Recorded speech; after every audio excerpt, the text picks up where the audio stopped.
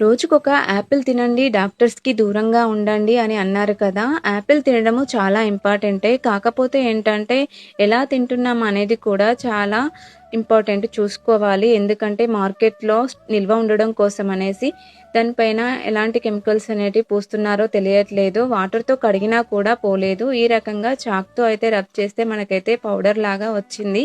అందుకనే పిల్లలకైతే ఈ వీడియో తప్పకుండా చూపించండి. ఎందుకంటే, మనకు తెలియకుండా పిల్లలు ఒక్కోసారి అలాగే తింటూ ఉంటారు కాబట్టి, ఇంకా ఇలాంటి కెమికల్స్ మన కడుపులోకి వెళ్ళినట్లయితే ఖచ్చితంగా అనారోగ్య సమస్యలనేటివి కొని తెచ్చుకున్నట్లవుతుంది.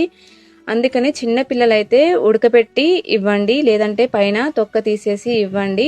ఇంకా ఈజీగా కూడా అరుగుతుంది. ఈ వీడియో మీకు చాలా ఉపయోగపడుతుందని అనుకుంటున్నాను. వీడియో నచ్చితే లైక్ చేసి మీ ఫ్రెండ్స్‌కి, ఫ్యామిలీ మెంబర్స్‌కి అయితే షేర్ చేయండి. Thanks for watching friends.